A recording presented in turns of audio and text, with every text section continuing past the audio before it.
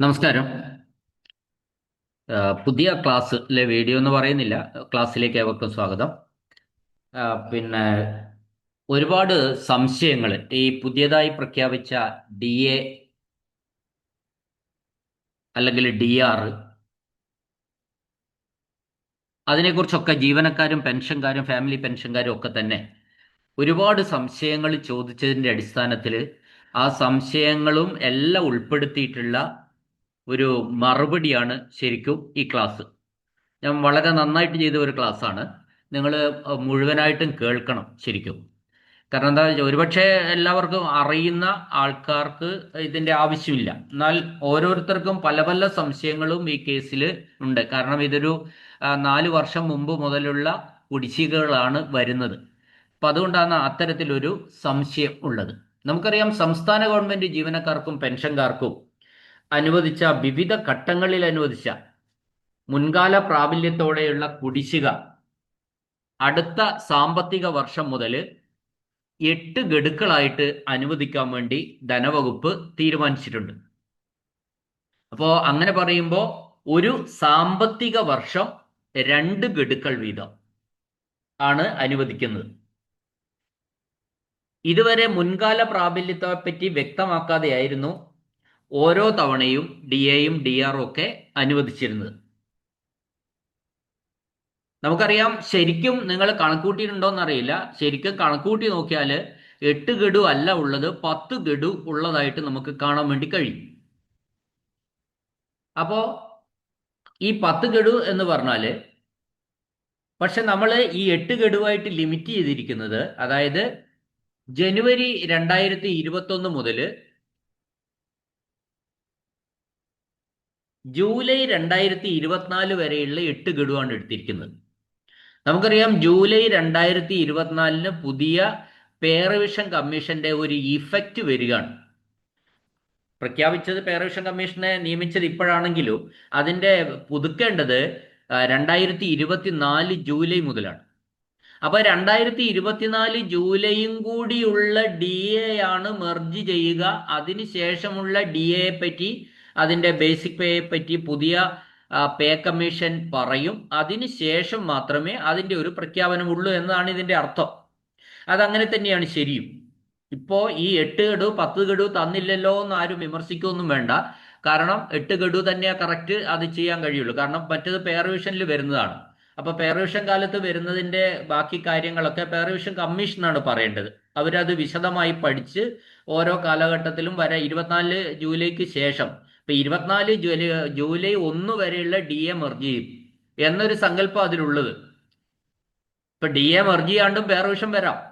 എല്ലാവരും ഇങ്ങനെ DA എല്ലാ കാലാകാലങ്ങളിൽ നടക്കുന്നത് പേ റിവിഷൻ മെർജ് ചെയ്തിട്ടാണ്. ഒരുപക്ഷെ ഈ കമ്മീഷൻ പറയാണ് അങ്ങനെ DA മെർജ് ചെയ്യാതെ, DA മെർജ് ചെയ്യുമ്പോൾ ജീവനക്കാർക്ക് ഒരുപാട് ആനുകൂല്യങ്ങൾ കൂടുതൽ കിട്ടുന്നുണ്ട്, പ്രത്യേകിച്ച് പെൻഷൻ ആകുന്നവർക്കൊക്കെ. ബേസിക് പേ അടിസ്ഥാനപ്പെടുത്തി വരുമ്പോൾ അങ്ങനെ വലിയൊരു ബെനിഫിറ്റ് കിട്ടുന്നുണ്ട്. അപ്പൊ കമ്മീഷൻ പറയാണ് പിന്നെ DA മെർജ് ചെയ്യാതെ ഒരു പിന്നെ നിലവിലുള്ള ബേസിക് പേയുടെ 6% അല്ലെ 7% വർധന എന്നൊക്കെ പറയാവുന്നതേ ഉള്ളൂ വേണമെങ്കിൽ. ഇപ്പൊ ഞാൻ അതുകൊണ്ട് അതിലേക്ക് കടക്കുന്നില്ല. അപ്പൊ അതുകൊണ്ട് അതിനെപ്പറ്റി എന്തോ പറഞ്ഞോട്ടെ. അപ്പോൾ ജൂലൈ 1 വരെയുള്ള 8 ഗഡുക്കളാണ്, അതായത് 2024 ജൂലൈ 1 വരെയുള്ള 8 ഗഡുക്കളാണ് ഇവിടെ ഗവൺമെന്റ് പരിഗണിച്ചിട്ടുള്ളത്. 2025 ജനുവരിയിലെയും 2025 ജൂലൈയിലെയും ഗഡുക്കള് പരിഗണിച്ചിട്ടില്ല. ആ ഒരു DR പരിഗണിച്ചില്ല. കാരണം അത് പേ റിവിഷനിൽ വരുന്നതാണ്. ഇനി ഇതിലുള്ള ഒരു ഇതെന്താന്ന് പറഞ്ഞാല്, ഇങ്ങനെ തന്നാൽ തന്നെ ഒരു സാമ്പത്തിക വർഷം 2 ഗഡു വീതം തന്നാൽ തന്നെ നമുക്കിത് തീരാൻ 4 വർഷം വേണം. നിങ്ങൾ പിന്നെ ഈ ചാർട്ടിലേക്ക് ഒന്ന് നോക്കുക. ചാർട്ടിൽ ഞങ്ങൾക്ക് ഇപ്പോൾ വരാനിരിക്കുന്നത് വിശദമായി പറഞ്ഞിട്ടുണ്ട്. 2021 ജനുവരി 1 മുതലാണ് 2% DA. അത് 39 മാസത്തെ കുടിശ്ശികയുണ്ട്. അത് തരുന്നത് 2026-27 സാമ്പത്തിക വർഷത്തിലാണ്. ഇനി ജൂലൈ 2021 മുതൽ 3% DA ആണുള്ളത്. അതുകൊണ്ട് 39 മാസം 2026-27 തരും. ഈ 2 ഗഡുക്കളാണ് 2026-27 കാലഘട്ടത്തിൽ തരുന്നത്. അടുത്ത 2 ഗഡു 27-28 കാലഘട്ടത്തിലാണ്. അതിന്റെ അടുത്ത 2 ഗഡു 4%, 3%, 28, 29 കാലഘട്ടത്തിലാണ്. അവസാനത്തെ 2 ഗഡു 3% വീതമാണ്. 3%, 3%മാണ്. അത് ആ, ആദ്യത്തെ 3% 26 മാസമുണ്ട്. രണ്ടാമത്തെ 3% 20 മാസമാണ് കുടിശ്ശികയുള്ളത്. അത് 2029-30 കാലഘട്ടത്തിലാണ് തരുന്നത് എന്നാണ് ഇപ്പോ പ്രഖ്യാപിച്ചിട്ടുള്ളത്. ഇനി നമ്മൾ ഇതിൽ ജീവനക്കാരെ സംബന്ധിച്ചിട്ടുള്ള കാര്യങ്ങളാണ് ആദ്യം പറയുന്നത്. ഞാൻ ജീവനക്കാരെ സംബന്ധിച്ചിട്ടുള്ള കാര്യങ്ങൾ പറയുന്നുണ്ട്, പെൻഷൻകാരെ പറ്റി പറയുന്നുണ്ട്, ഫാമിലി പെൻഷൻകാരെ പറ്റിയും പറയുന്നുണ്ട്. അപ്പോൾ ഓരോരുത്തർക്കും കേസുകൾ വ്യത്യസ്തമായിരിക്കുമല്ലോ. നമുക്ക് നോക്കാം, ജീവനക്കാരുടെ നോക്കാം. ജീവനക്കാരുടെ പ്രത്യേകത എന്താണെന്ന് വെച്ചാൽ ആർക്കൊക്കെ കിട്ടുമെന്ന ഒരു സംശയം വന്നത്. സംശയമൊന്നും വേണ്ട. 2021 ജനുവരി 1 മുതൽ സർവീസിലുള്ള എല്ലാവർക്കും ഈ ഡി എ കിട്ടും. അതാത് കാലഘട്ടത്തിലെ ഡി എ കിട്ടുള്ളൂ. അതാത് കാലഘട്ടത്തിലെ ബേസിക് പേ വെച്ച് മാത്രമേ ഇത് കണക്ക് കൂട്ടാനും പാടുള്ളൂ എന്നാണ് പറയാനുള്ളത്. അപ്പൊ 2029 ശരിക്കും ആദ്യത്തെ ഡി എ 2% ഡി എ 39 മാസമുണ്ട്. അതായത് അതിൻ്റെ ആ ഡി എ യഥാർത്ഥത്തിൽ ക്യാഷായിട്ട് തന്നത് 1 ജനുവരി 2021 മുതൽ തരേണ്ടതായിരുന്നു. അത് ക്യാഷായിട്ട് തന്നത് 2024 ഏപ്രിലാണ്. അപ്പൊ അതുകൊണ്ട് ആ 2024 ഏപ്രിൽ വരെ, അതായത് 2024 മാർച്ച് 31 വരെ 39 മാസത്തെ നമുക്ക് കിട്ടാനുണ്ട്. ഇതൊക്കെ നിങ്ങൾക്ക് സ്വയം കണക്ക് കൂട്ടാവുന്നതാണ്. ഇപ്പോൾ ഒരു എക്സാമ്പിൾ ഞാൻ കണക്കാണ്. ഒരു ജീവനക്കാരൻ 2020 നവംബറിലാണ് ജോയിൻ ചെയ്തത്. ഇപ്പൊ ജീവനക്കാരൻ ജോയിൻ ചെയ്ത് 2020 നവംബറിലാണ്. അപ്പൊ UPSC ആയിട്ടാണ് ജോയിൻ ചെയ്തത്. UP സ്കൂൾ ടീച്ചറായിട്ട് ജോയിൻ ചെയ്തു. അപ്പോൾ അയാൾക്ക് എത്ര മാസത്തെ കിട്ടാനുണ്ട്? 39 മാസത്തെ കിട്ടാനുണ്ട് അയാൾക്ക് പൂർണ്ണമായിട്ടും. അപ്പോൾ അദ്ദേഹത്തിന് എങ്ങനെ കണക്ക് കൂട്ടാം? UPSCയുടെ അന്നത്തെ ബേസിക് പേ 35,600 ആ 35,600 പിന്നെ 2% കാണുക. ആ 2% കണ്ട് ഓരോ വർഷവും ഇൻക്രിമെന്റ് കൂട്ടി കണക്ക് കൂട്ടണം. അങ്ങനെ നമുക്ക് കണക്ക് കൂട്ടി എടുക്കാം. 21 ബേസിക് പേ എടുക്കാം. നവംബർ വരെ ഒരു ഇൻക്രിമെന്റ് കൂടും. പിന്നെ 22 എത്തുമ്പോൾ ഒരു ഇൻക്രിമെന്റ് കൂട്ടി 2% എടുക്കണം. അത്തരത്തിൽ ഇൻക്രിമെന്റ് കൂടുന്നതിനനുസരിച്ച് ഈ 39 മാസത്തെ നമ്മൾ ഡിവൈഡ് ചെയ്ത് കണക്ക് കൂട്ടി ഇത് എടുക്കാവുന്നതാണ്. എത്ര ക്യാഷ് കിട്ടും എന്നൊക്കെയുള്ള കാര്യം. മറ്റൊരു എക്സാമ്പിള്, ഒരു ജീവനക്കാരൻ 2022 നവംബർ 1 LP സ്കൂൾ ടീച്ചറായി കയറി. 2022 നവംബർ 1 അയാൾക്കും ഈ 2021 ഡി എ കിട്ടുമെന്നാണ്. അയാൾക്കും 2021 ഡി എ കിട്ടും. കാരണം ഈ 2024 മാത്രമാണ് ഈ ഡി എ ക്യാഷായിട്ട് കൊടുത്തിട്ടുള്ളൂ. അപ്പോൾ ആ 24 വരെയുള്ള ഡി എ കിട്ടും. അപ്പോൾ എത്ര ശതമാനം കിട്ടും? 2%. പക്ഷെ മുഴുവനും വരുന്നില്ല, 39 മാസത്തെ വരുന്നില്ല. കാരണം ഇയാൾ ജോയിൻ ചെയ്തത് 2022 നവംബർ 1 അപ്പോൾ അയാൾക്ക് കിട്ടുന്നത് 17 മാസത്തെ ബാക്കിയുണ്ടാവുള്ളൂ. 39 മാസത്തിൽ നിന്ന് 22 മാസം കുറച്ചാൾ ജോയിൻ ചെയ്യാൻ ലേറ്റായി. അതുകൊണ്ട് 17 മാസത്തെ 2% കിട്ടുക. ആ 17 മാസത്തെ 2% കൂട്ടുന്നത് 35,600 2% കൂട്ടി അത് 12 മാസമുണ്ട്. അങ്ങനെ കൂട്ടുമ്പോൾ 8,544 വരും. പിന്നെ അടുത്തത് ഇൻക്രിമെന്റ് 2023 നവംബറിൽ അയാൾക്ക് ഇൻക്രിമെന്റ് ആണ്. അപ്പൊ 36,500 അതിന്റെ 2% കൂട്ടി അത് കണ്ടാൽ 5 മാസമാണ് ഉണ്ടാവുക. അത് കാണുമ്പോൾ 3,650 രൂപ വരും.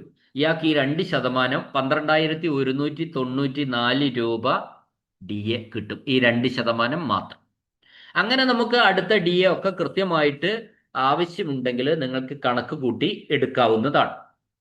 അപ്പൊ എന്നോട് എല്ലാവരും ഇതൊന്ന് കണക്ക് കൂട്ടി തരാൻ എല്ലാവരും പറഞ്ഞേക്കരുത്, അത് നടക്കാത്ത കാര്യമാണ്. ഇനി ശ്രദ്ധിക്കേണ്ട കാര്യങ്ങൾ ഇത്രയേ ഉള്ളൂ. ഏത് വർഷത്തെ ഡി എ ആണോ നമുക്ക് ലഭിക്കാൻ പോകുന്നത് ആ വർഷത്തെ ബേസിക് പേ ആണ് നമ്മൾ എടുക്കേണ്ടത്. ആ വർഷത്തെ ബേസിക് പേ മാത്രമേ എടുക്കാൻ പാടുള്ളൂ. 21 ഡി എ കിട്ടുന്നതെങ്കിൽ 21 എടുക്കാം. അത് 22 കടക്കുമ്പോൾ 22 ഏത് മാസത്തെയാണോ ആ മാസത്തെ ഡി എ എടുക്കാം. അങ്ങനെ കണക്ക് കൂട്ടാവുന്നതാണ്. ഇനി മറ്റൊരു കാര്യം എന്താണെന്ന് വെച്ചാൽ, ജീവനക്കാർക്ക് ഈ പണം, ഈ കുടിശ്ശിക പണം ക്യാഷായിട്ട് കയ്യിൽ കിട്ടില്ല എന്നതാണ് അടുത്ത് പറയാനുള്ളത്. ക്യാഷായിട്ട് കയ്യിൽ കിട്ടില്ല, മറിച്ച് പി എഫിൽ ലയിപ്പിക്കും. ഈ കാലഘട്ടത്തിലെ മുഴുവൻ പ്രഖ്യാപനം വന്നാൽ അവിടെ ക്യാഷായിട്ട് പി എഫിൽ ലയിപ്പിക്കും. അപ്പൊ നമ്മൾ ശ്രദ്ധിക്കേണ്ട കാര്യം എന്താണെന്ന് വെച്ചാൽ, പി എഫിൽ ലയിച്ചു കഴിഞ്ഞാൽ, നമ്മൾ മെർജ് ചെയ്ത് കഴിഞ്ഞാൽ, ട്രഷറിയിൽ ബില്ല് സമർപ്പിച്ച് പി എഫിലേക്ക് ആക്കി കഴിഞ്ഞാൽ ആ മാസം മുതൽ തന്നെ നമുക്ക് പി എഫിൽ നിന്നുള്ള പലിശ കിട്ടും. അപ്പോൾ നമ്മളുടെ സ്ഥാപനം 2 മാസം കഴിഞ്ഞിട്ട് ആ പി എഫിലേക്ക് മെർജ് ചെയ്യുന്നതെങ്കിൽ ആ 2 മാസത്തെ പിന്നെ ഇൻട്രസ്റ്റ് ലോസ് നമുക്കുണ്ടാവും. അപ്പോൾ ശ്രദ്ധിക്കേണ്ട കാര്യം എന്ന് വെച്ചാൽ, പ്രഖ്യാപനം വന്നാൽ എല്ലാവരും, ഇപ്പോൾ വളരെ എളുപ്പമാണ്, സ്പാർക്ക് ബില്ലുകളൊക്കെയാണ്, വളരെ പെട്ടെന്ന് തന്നെ ആ കഴിയുന്നത് തന്മാസം തന്നെ നമ്മൾ മെർജിങ് നടക്കുക, പി എഫിലേക്ക് ലയിപ്പിക്കാൻ വേണ്ടി ശ്രദ്ധിക്കുക. മറ്റൊരു കാര്യം പറഞ്ഞിരിക്കുന്നത് എന്താണെന്ന് വെച്ചാൽ, 4 വർഷത്തിന് ശേഷമേ പിൻവലിക്കാൻ കഴിയൂ എന്നാണ് പറഞ്ഞിരിക്കുന്നത്. ഈ ജീവനക്കാരെ സംബന്ധിച്ചിടത്തോളം ജീവനക്കാർക്ക് കിട്ടിയിട്ടുള്ള ഈ കുടിശ്ശിക ഡി എകൾ അത് 4 വർഷത്തിന് ശേഷം മാത്രമേ പിൻവലിക്കാൻ കഴിയുള്ളൂ എന്ന വാചകമുള്ളു. ഇപ്പം നമ്മൾ സ്വാഭാവികമായിട്ടും ചിന്തിക്കുന്നത് 4 വർഷം കഴിഞ്ഞാൽ നമുക്കിത് പണമായിട്ട് എടുക്കാമെന്ന് ചിന്തിക്കും. ഞാൻ മനസ്സിലാക്കുന്നത് അങ്ങനെയല്ല. 4 വർഷം കഴിഞ്ഞാൽ മാത്രമേ ഈ പി എഫിൽ നിന്ന് ഈ തുക ലോൺ എടുക്കാൻ പറ്റൂ. ലോണാണ് ഉദ്ദേശിക്കുന്നത്, അതായത് അഡ്വാൻസ്. പി എഫിൽ നിന്ന് ഈ പണം മുഴുവൻ ക്യാഷായിട്ട് വിഡ്രോ ചെയ്യാൻ കഴിയില്ല, സാധാരണഗതിയിൽ അങ്ങനെയല്ല. ലോൺ ആയിരിക്കും, അഡ്വാൻസ് ആയിരിക്കും. ആ അഡ്വാൻസ് 4 വർഷം എന്നാണ് പറഞ്ഞിരിക്കുന്നത്. എന്നാൽ അത് കഴിഞ്ഞ് റിട്ടയർ എപ്പോഴാണ്, അതിന് മുന്നേ റിട്ടയർ ചെയ്ത് കഴിഞ്ഞാൽ നമുക്ക് അത് പണം മുഴുവൻ ക്യാഷായിട്ട് എടുക്കുകയും ചെയ്യാം. അപ്പോൾ ഒന്നുകിൽ റിട്ടയർമെന്റ് നടക്കണം, അല്ലെങ്കിൽ നമുക്ക് ലോൺ എടുക്കാം. പക്ഷെ നമ്മൾ ഈ പണം മുഴുവൻ അവിടെ നമ്മുടെ ക്രെഡിറ്റിൽ ഉണ്ടാവും. അതിന് അതാത് കാലങ്ങളിൽ ലഭിക്കുന്ന ഇൻട്രസ്റ്റും ലഭിക്കും. ഇനി വേറൊരു കേസിലേക്കാണ് ഞാൻ പോകുന്നത്. ഒരു ജീവനക്കാരൻ 2023 മാർച്ചിൽ റിട്ടയറായി. ശ്രദ്ധിച്ച് കേൾക്കുക, 2023 മാർച്ചിൽ ഒരു ജീവനക്കാരൻ റിട്ടയറായി. അപ്പൊ നമ്മൾ ഈ പറഞ്ഞ പീരീഡിനിടയ്ക്കിൽ അയാള് ജീവനക്കാരനായിരുന്ന പീരീഡും ഉണ്ട്, അയാള് പെൻഷനർ ആയിരുന്ന പീരീഡും ഉണ്ട്. അപ്പോ 2023 പിന്നെ മാർച്ചിൽ റിട്ടയർ ആയി എന്ന് പറഞ്ഞാൽ ആ 2023 മാർച്ച് വരെ അയാൾ ജീവനക്കാരനായിരുന്നു. അപ്പോൾ ആ കാലഘട്ടം അയാള് ജോലി ചെയ്ത സ്ഥാപനത്തിൽ നിന്നാണ് ആ അരിയർ ഡി എ മേടിക്കേണ്ടത്. ജീവനക്കാരനായിരുന്ന കാലഘട്ടം എവിടെയായിരുന്നുവോ അവിടെ നിന്നാണ്, ഈ പീരീഡിനിടയിൽ ഉണ്ടെങ്കിൽ അവിടെ നിന്നാണ് ആ ഡി എ നമ്മൾ എഴുതി വാങ്ങേണ്ടത്. എന്നാൽ അതിനുശേഷം, റിട്ടയർമെന്റിന് ശേഷമുള്ള ഇയാളെ സംബന്ധിച്ച് ഒരു 12 മാസമുണ്ട്.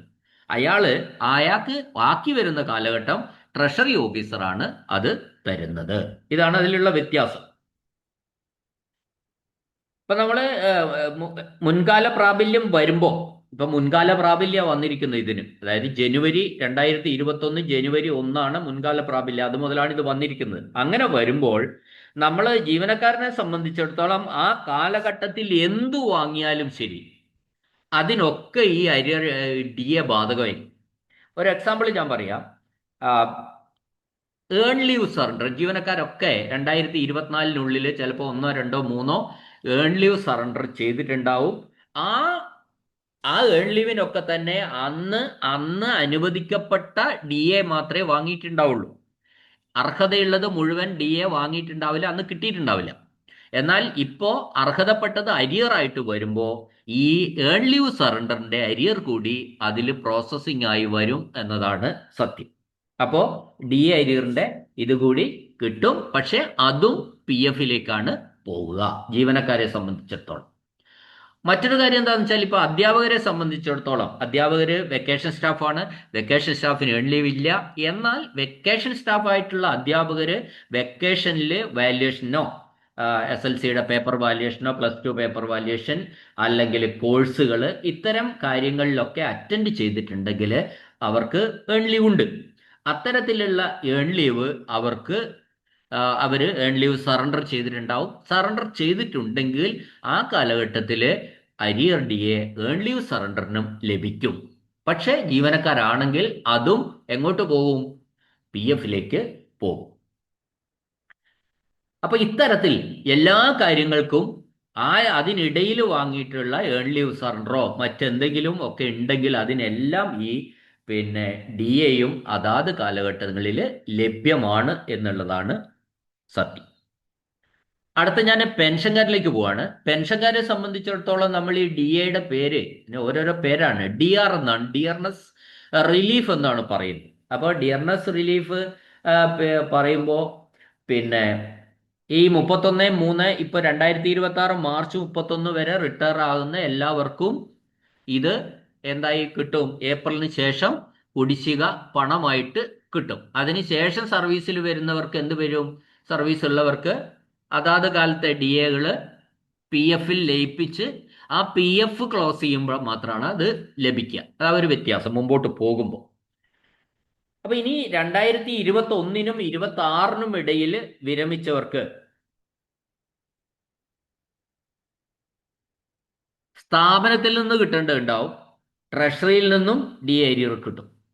ഇപ്പോൾ ഒരു എക്സാമ്പിൾ ഞാൻ പറയാം. 2022 മെയ് 31-ന് ഒരാൾ റിട്ടയർ ആയി. 2022 മെയ് 31-ന്.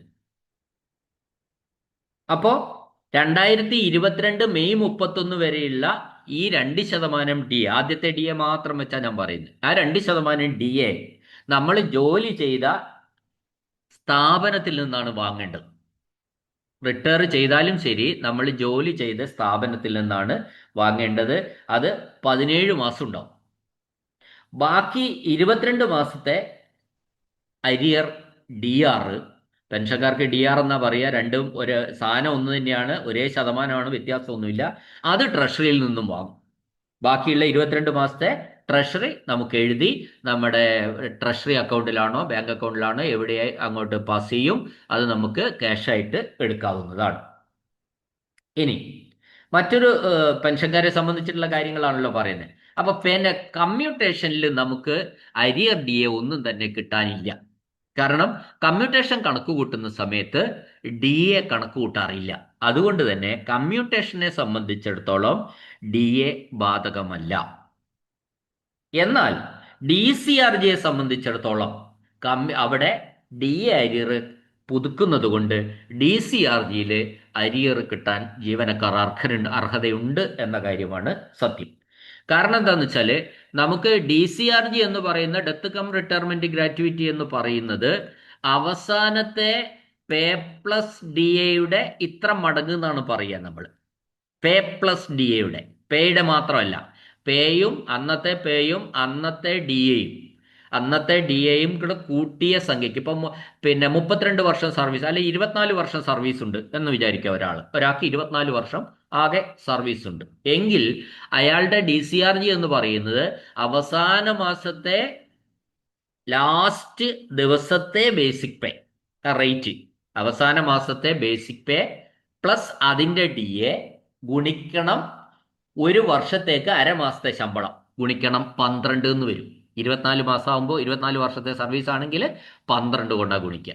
അപ്പൊ പേ പ്ലസ് DAയുടെ ഇത്ര മൾട്ടിപ്പിൾ ആണ് DCRG എന്ന് പറയുന്നത്. എന്നാൽ ഈ പേ പ്ലസ് DA എന്ന് പറയുന്ന DA എന്ന് പറയുന്നത് അന്ന് നമുക്ക് അർഹതപ്പെട്ടത് DCRGയിൽ തന്നിട്ടുണ്ടാവില്ല. മറിച്ച് അന്നൊരു DA തന്നു, എന്നാൽ അർഹതപ്പെട്ടത് അതായിരിക്കില്ല. ഈ അരിയർ തരുമ്പോൾ അതാണ് അർഹതപ്പെട്ടത് മുഴുവൻ തരിക.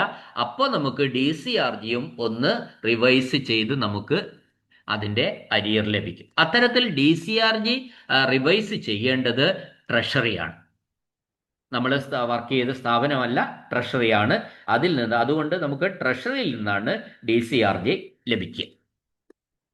പെൻഷൻകാരെ സംബന്ധിച്ച് അടുത്ത പോയിന്റ് എന്താണെന്ന് വെച്ചാൽ പെൻഷൻകാർക്ക് കിട്ടുന്ന മറ്റൊരു സംഭവമാണ് ടെർമിനൽ സറണ്ടർ എന്ന് പറയുന്നത്. അത് പിന്നെ അധ്യാപകർക്കും ചിലപ്പോൾ ഉണ്ടാവും, അല്ല ജീവനക്കാർക്കല്ല, ബാക്കി NGOസിന് കംപ്ലീറ്റ് ആയിട്ടുള്ള ഒരു സാധനമാണ് ടെർമിനൽ സറണ്ടർ. ടെർമിനൽ സറണ്ടർ എന്ന് പറയുന്നത് നമ്മളുടെ ലേൺ ലീവ് അക്കൗണ്ടിൽ ബാക്കി ക്രെഡിറ്റിൽ നിൽക്കുന്ന എല്ലാ ഏൺ ലീവുകളും റിട്ടയർ ചെയ്തതിന് ശേഷം ഒരുമിച്ച് സറണ്ടർ ചെയ്ത് പണമാക്കുന്നതിനെയാണ് ടെർമിനൽ സറണ്ടർ എന്ന് പറയുന്നത്. റിട്ടയർമെന്റിന് ശേഷം ഏൺ ലീവ് അക്കൗണ്ടിൽ ക്രെഡിറ്റ് ചെയ്യപ്പെട്ട, അതിന് 30 ഡേയ്സ് എന്നുള്ള പരിധിയൊന്നുമില്ല, പരമാവധി 300 ദിവസം വരെ ആ ടെർമിനൽ സറണ്ടർ ചെയ്യാം.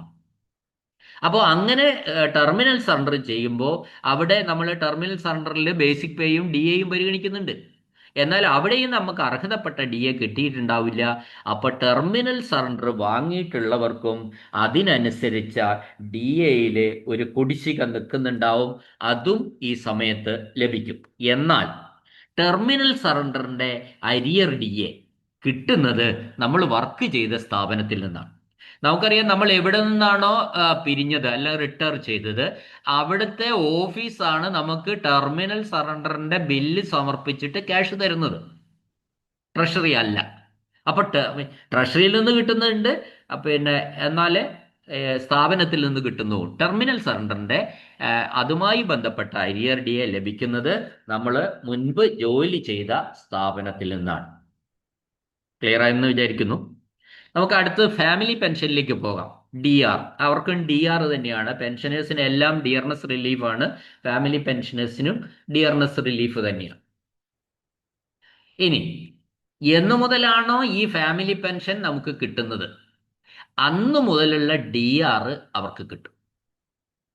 ഫാമിലി പെൻഷനേഴ്സിന് എന്നു മുതലാണോ, ഫാമിലി പെൻഷൻ എന്ന് പറഞ്ഞാൽ അറിയാലോ, ഒരു പെൻഷനർ അല്ലെ ഒരു പിന്നെ ഒരു ജീവനക്കാരനോ അല്ലെങ്കിൽ ഒരു പെൻഷനറോ മരണപ്പെട്ടാൽ അവരുടെ ആശ്രിതയ്ക്ക് ലഭിക്കുന്ന പെൻഷനാണ് ഫാമിലി പെൻഷൻ എന്ന് പറയുന്നത്.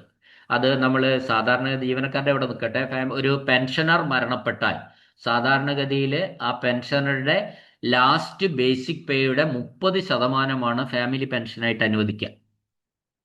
ഒരു ജീവനക്കാരന്റെ അവസാന ബേസിക് പേയുടെ 30% ഫാമിലി പെൻഷനായിട്ട് അനുവദിക്കുക. അത് ഈ ഓരോ പെൻഷൻ അല്ലെ പേ കമ്മീഷൻ വരുമ്പോൾ, ഓരോ പേ റിവിഷൻ വരുമ്പോഴും ഈ ഫാമിലി പെൻഷനും പുതുക്കും.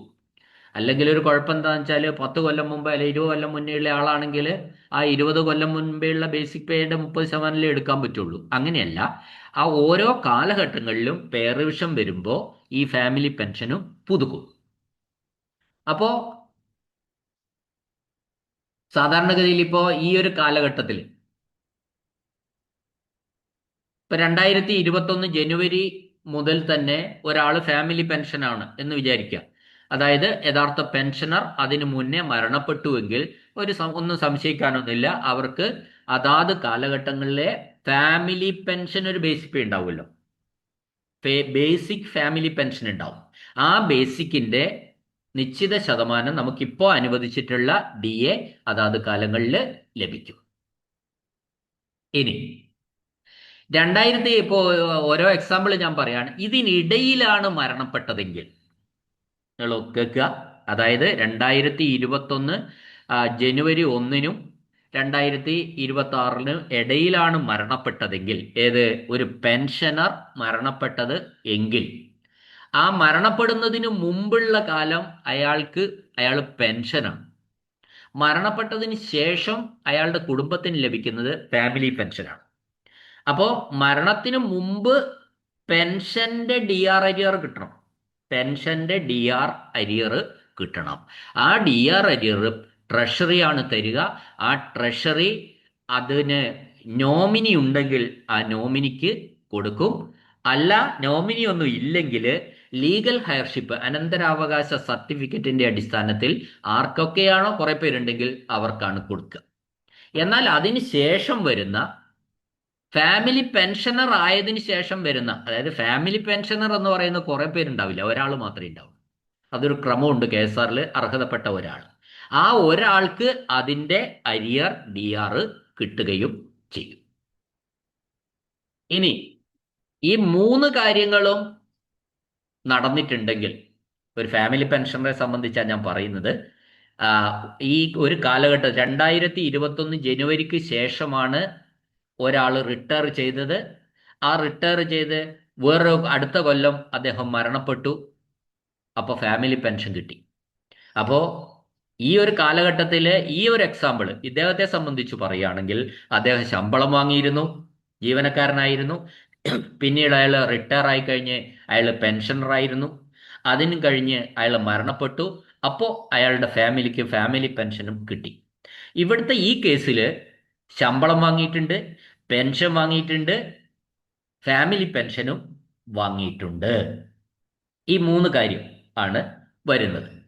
അപ്പോൾ നമുക്ക് അതെങ്ങനെയാണ് എന്ന് നോക്കാം. ഒരാള് 31/3/2022 റിട്ടയറായി.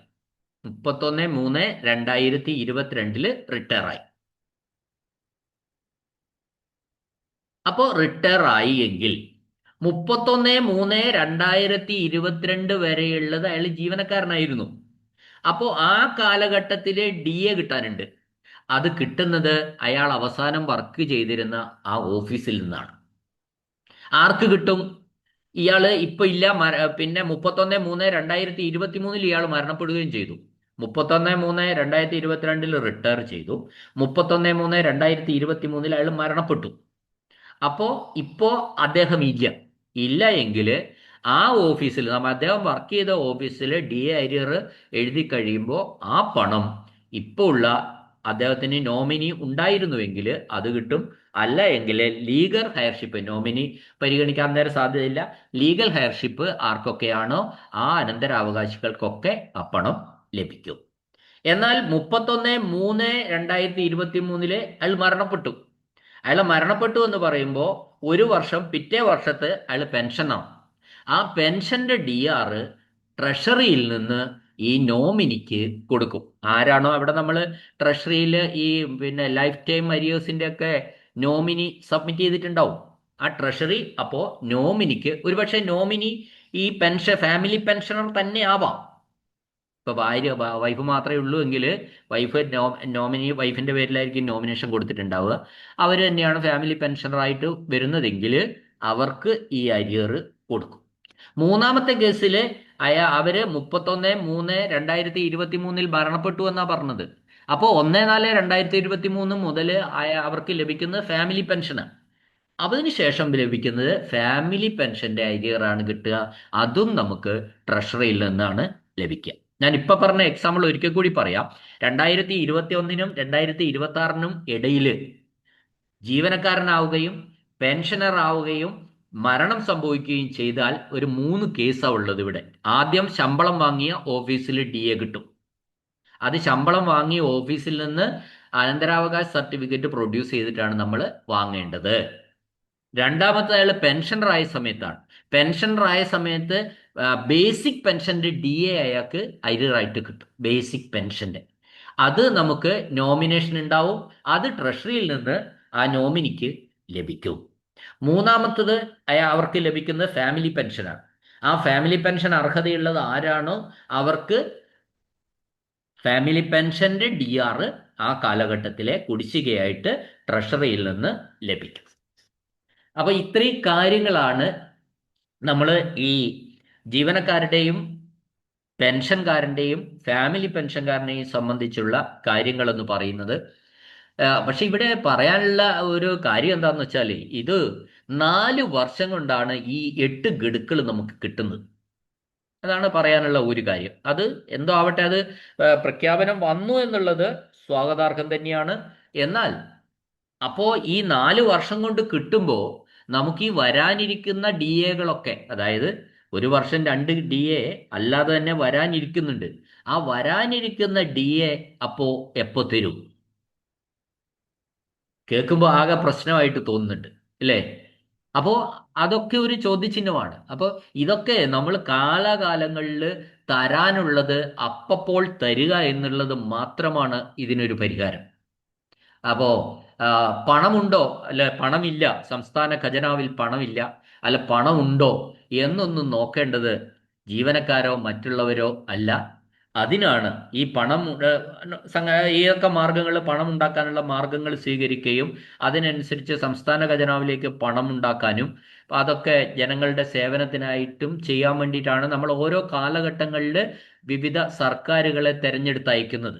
അതുകൊണ്ട് തന്നെ ആ ജോലി നമ്മൾ അതിന് പിന്നെ സാമ്പത്തികം ഉണ്ടോ എന്ന് നോക്കേണ്ടത് നമ്മളല്ല, സാമ്പത്തികം ഉണ്ടാക്കേണ്ടതും നമ്മളല്ല എന്നുള്ളതാണ് അതിൽ സത്യം. ഈ DAകളൊക്കെ കാലാകാലങ്ങളായിട്ട് DA പെൻഡിങ് ആയതുകൊണ്ടാണ് ഇത്തരത്തിലുള്ള ഒരു സവിശേഷ സാഹചര്യം ഉണ്ടായത്. ഇനിയെങ്കിലും അത്തരത്തിലുള്ള ഒരു സാഹചര്യം ഉണ്ടാക്കാതെ, അത് ഏത് ഗവൺമെന്റ് വന്നാലും ശരി ഉണ്ടാക്കാതെ അതൊക്കെ അതാത് സമയങ്ങളിൽ കൊടുത്തു തീർത്തു കഴിഞ്ഞാൽ ഇത്തരത്തിലുള്ള പ്രശ്നങ്ങൾ ഉണ്ടാവില്ല എന്നാണ് പറയാനുള്ളത്. അപ്പോൾ നമ്മൾ എന്ത് തന്നെയായാലും ഈ 8 ഗഡുവിൻ്റെ ഒരു പ്രഖ്യാപനം വന്നു. നമ്മളൊക്കെ ഒരുപാട് പഠിച്ച് ഈ കാര്യങ്ങൾ, ഓരോ ലോസ് എത്രയുണ്ട്, ആ, ജീവനക്കാരന് എത്ര ലക്ഷങ്ങൾ നഷ്ടമുണ്ട് എന്ന കാര്യങ്ങളൊക്കെ വിശദമായി യൂട്യൂബിൽ ക്ലാസ്സുകൾ ഇട്ടിരുന്നു. അതും എല്ലാവരും കണ്ടിട്ടുണ്ട്. ലക്ഷക്കണക്കിന് ആളുകൾ കണ്ട വീഡിയോസ് ആണ് അതൊക്കെ തന്നെ. അപ്പോൾ തീർച്ചയായിട്ടും ഇതൊക്കെ എല്ലാവരും മനസ്സിലാക്കുകയും നമുക്കും ഇതിൽ ഇതൊക്കെ അനുവദിക്കുമ്പോൾ തീർച്ചയായിട്ടും നമ്മളെ സംബന്ധിച്ചും സന്തോഷമുണ്ട്. കാരണം എന്താണെന്ന് വെച്ചാൽ നമ്മുടെ വീഡിയോസ് ഒക്കെ അങ്ങനെ ഇടുമ്പോൾ ഇതിനൊക്കെ ഒരു പ്രയോജനം ഉണ്ടായല്ലോ എന്നുള്ള ഒരു സന്തോഷം മാത്രമാണ്. എങ്കിൽ പോലും നമ്മൾ ഒരു ആ, വളരെ രൂക്ഷമായ ഒരു വിമർശനങ്ങളോ വളരെ വലിയ അനുകൂലിക്കലോ ഒന്നും സാധാരണ ഞാൻ അങ്ങനെ ചെയ്യാറില്ല. എന്നാൽ പോലും നല്ലതിനെ നമ്മൾ സ്വാഗതം ചെയ്യാറുണ്ട്. അങ്ങനെ രൂക്ഷമായി വിമർശിച്ച് ഒരു പക്ഷത്ത് നിൽക്കുകയോ ആ, വളരെയധികം സ്വാഗതം ചെയ്ത് മറ്റൊരു പക്ഷത്ത് നിൽക്കുകയോ ചെയ്യേണ്ട കാര്യമല്ല. ഇത്തരത്തിലുള്ള പൊതു കാര്യങ്ങളിൽ അഭിപ്രായവും വീഡിയോ ഒക്കെ ചെയ്യുമ്പോൾ അതാണ് ഏറ്റവും നല്ല സമീപനം എന്നാണ് ഞാൻ മനസ്സിലാക്കിയിട്ടുള്ളത്. പിന്നെ എൻ്റെ ക്ലാസ്സുകൾ നിങ്ങൾക്ക് ഞാനിപ്പോൾ പറഞ്ഞ കാര്യങ്ങളൊക്കെ മനസ്സിലായിട്ടുണ്ടാവും. എന്തെങ്കിലും സംശയങ്ങളൊക്കെ ഉണ്ടെങ്കിൽ കമൻറ്റ് ബോക്സിൽ നിങ്ങൾ രേഖപ്പെടുത്തിയാൽ മതി. ക്ലാസ് നന്നായി എടുത്തു വന്ന ഞാൻ ബേസിക്കലി ഞാനൊരു ടീച്ചർ ആയിരുന്നത് കൊണ്ട് പിന്നെ നിങ്ങൾക്ക് നന്നായി പറഞ്ഞു തരാൻ കഴിഞ്ഞിട്ടുണ്ട് എന്നാണ് ഞാൻ വിചാരിക്കുന്നത്. നിങ്ങൾക്ക് ഈ വീഡിയോസ് ഒക്കെ തന്നെ ഇഷ്ടപ്പെടുന്നുണ്ടെങ്കിൽ നിങ്ങൾ ഈ ചാനലൊന്ന് സബ്സ്ക്രൈബ് ചെയ്യുക. വീഡിയോസ്, ഈ ക്ലാസ്സുകളൊക്കെ തന്നെ നിങ്ങളൊന്ന് ഷെയർ ചെയ്യാൻ താല്പര്യം കാണിക്കുക എന്ന ഒരു അഭ്യർത്ഥനയോടെ എന്നെ കേട്ട എല്ലാവർക്കും നന്ദി, നമസ്കാരം.